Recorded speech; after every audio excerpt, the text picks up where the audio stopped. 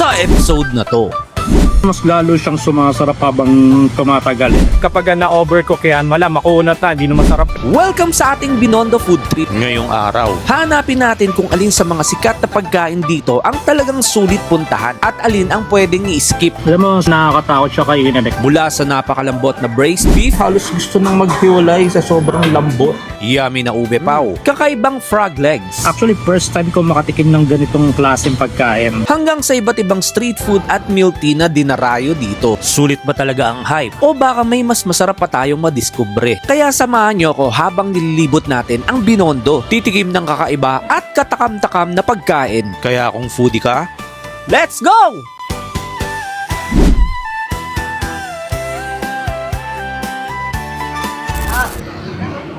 Galing tayo kanina ng Ariedo, doon ako bumaba kasi ayun lang yung pinakaalam kong landmark. Di ko alam yung mga pasikot-sikot dito, so nilakad ko na lang kasi mahirap pagdala ng sasakyan. Di ko rin alam kung saan magpa-park, kaya mas okay siguro kung maglalakad tayo. So ngayon papunta ako ng Binondo Church.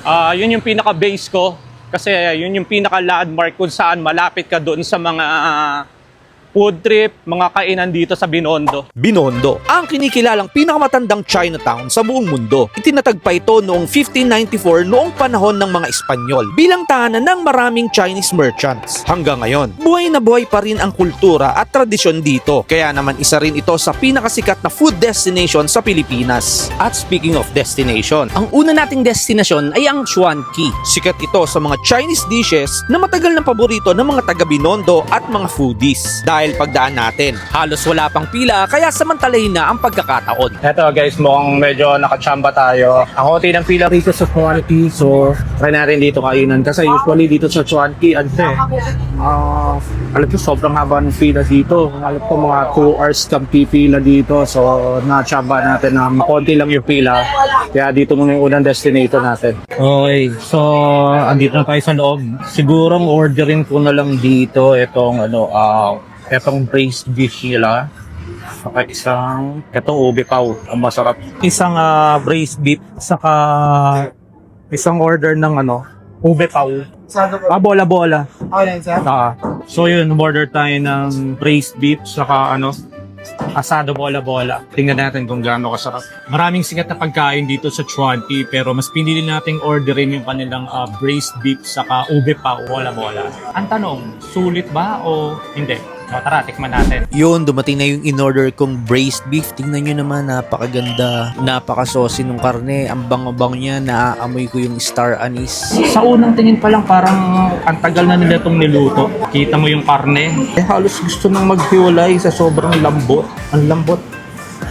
Ang saucy niya pare, ayan o.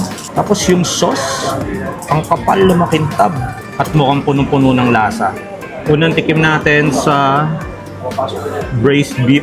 Siguro tikman muna natin yung beef niya mismo.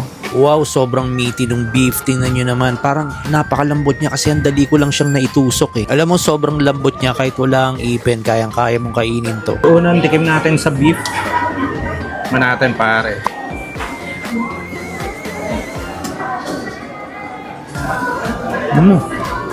Ang sarap. Ang lambot ng karne. Tapos lasang-lasa mo yung sarasa niya, yung sauce niya. Napakasarap pare. Kaya pala ito yung pinaka-signature na menu nila kasi sobrang lambot naman talaga ng beef. Isang beef pa.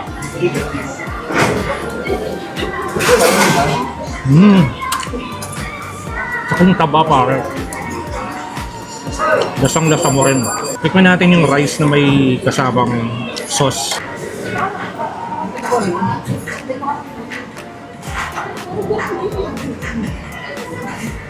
So guys, rice. Ano kaya pala pinipilahan dito sa Chuanqi? Kasi pare, actually ito pa lang yung unang natikman ko sa Chuanqi. Pero panalo siya pre. No doubt, hindi ako magkukunwari o sulit to, sulit. Yan. Gusto ko yung sinurd ka sa akin kasi may malambot na karne, tapos meron din siyang taba na kasama. Alam mo kung malakas ka sa kanin, ito yung pare yung mapaparami ka ng kanin eh. Kasi bukod sa sauce niya, sa karne, sobrang lasa niya. Kainin natin yung gulay pag may gulay. Sarap. Sarap sobra.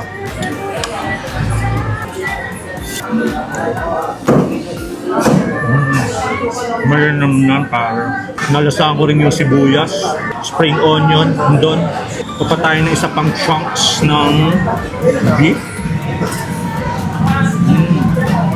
Sarap. Yung ibang vlogger nagreklamo dito kasi mahirap nga naman pumasok dito pero nasambahan natin. Konti ng tao. Sarap. Okay, next naman nating tikman itong ube pao bola-bola nila. Actually, hindi naman araw-araw nakatikim tayo ng makulay na siopaw eh, bola-bola. Akala ko talaga food coloring lang to pero amoy ube yung ban.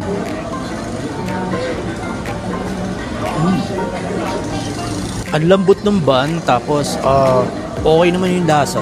May konting tamis yung ube ban nila. Tapos bumawi siya sa juiciness. Hindi naman siya weird eh. Pero sa totoo lang nag-complement yung dalawang lasa. Sabi nila sumasarap daw to kapag nilagyan mo ng special sauce nila.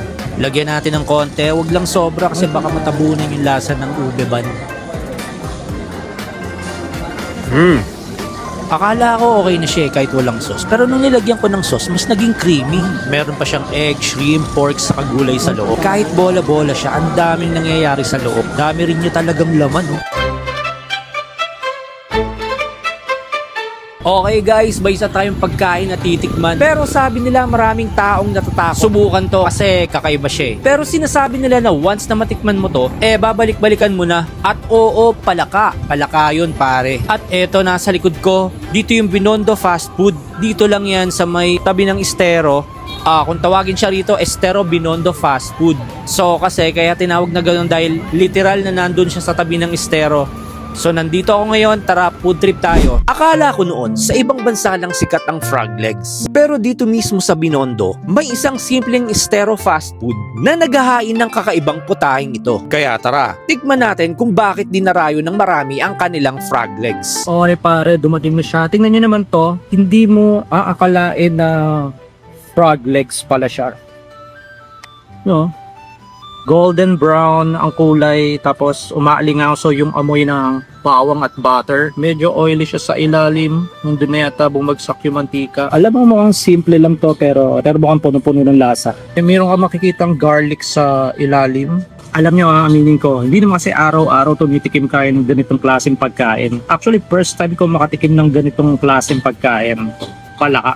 Pero sabi na wag mo daw husgan hanggat hindi mo pa natitikman. Kaya cheers pare.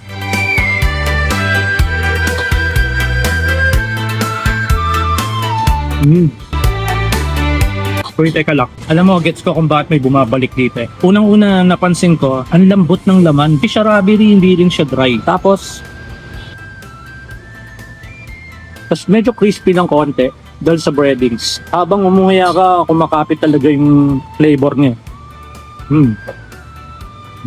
Hindi overpowering yung lasa, balance lang. Go tayo ng isa. So, tasaw-saw natin dito pare. Okay.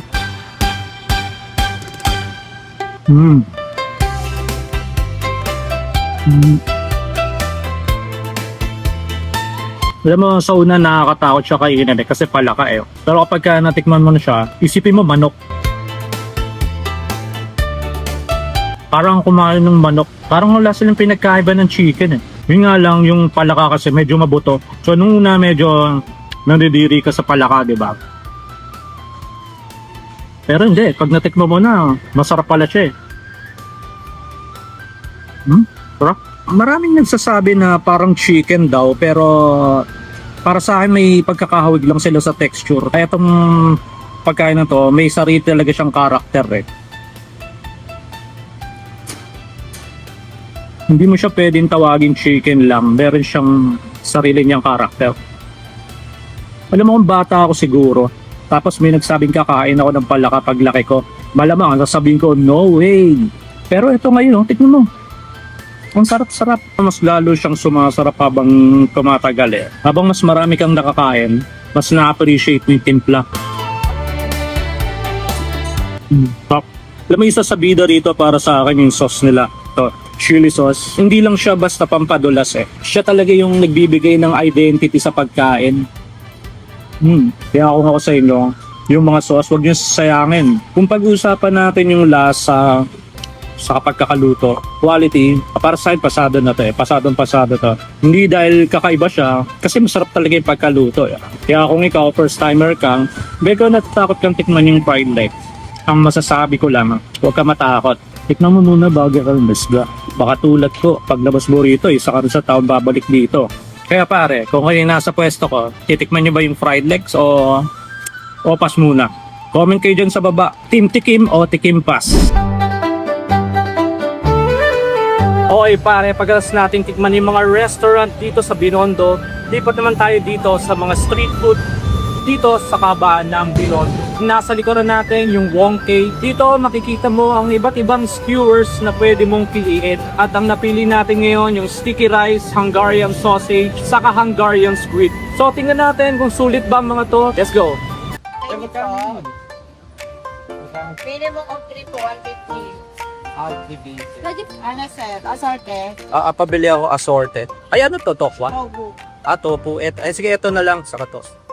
Pinili ko na yung tatlo kasi yan yung bago sa paningin ko eh. Meron pala sila ritong indoor na ihawan, yan na sinalang na yung skewers natin. Okay pare, ito na yung tatlong skewers na in-order natin. Nakalagay siya sa ampaw. Ito na yung sticky rice, Hungarian sausage, saka Hungarian squid. Tignan nyo to, ampaw niya. Amoy mo pa lang, amoy mo na yung spices. Tapos may konting pagkaka-charge sa latas.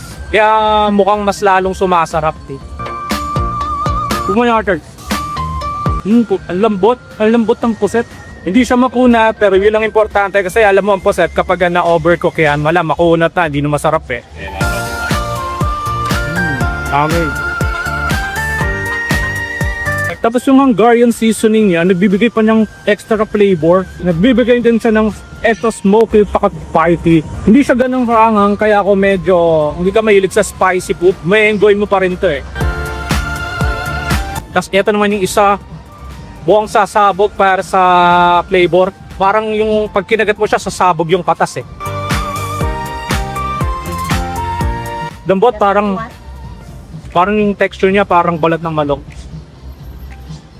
Na sobrang lambot. Medyo gummy, medyo chewy siya.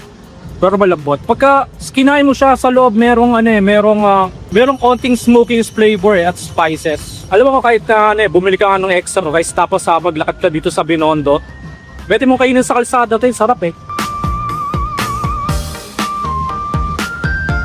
Tignan mo yung sticky rice na, sobrang dagkets. Bayaan tulad nito sa bilo-bilo. Bili ko sa bilo-bilo, ma-appreciate mo to. Ang gusto ko rito, nakakabusog, sticky siya. Kapag kakinain mo, unti-unting lumalabas yung lasa ng laman. Hindi lang siya puro kanin. Okay pare, ang next naman natin ay isa sa mga dinarayong milk tea shop dito sa Binondo. Hindi lang dahil sa milk tea nila, kundi dahil pwede mo rin itong ipare sa mga Chinese snacks gaya ng dumplings at baozi, yung panghimagas o pampalamig pagkatapos ng isang buong food trip. Okay guys, so ang next natin is dito tayo sa Sengkong Milk Tea. Order tayo dito ng milk tea na merong mga dumplings sa ibabaw. Tapos yung ilalim niya, yung milk tea. So tikman natin, tara, let's go. Okay pare, ito na yung milk tea na in-order ko. Ang laki niya. Meron siyang 10 dumplings na nakalagay sa ibabaw. Merong spring onion, black sesame seeds, saka toyo mansi at chili sauce. Gagawin ko, kukuha ko ng sauce. Tapos, sausaw ko yan dito. Okay, cheers. Medyo di na mainit. Okay din naman. Siguro, lagyan natin ng toyo.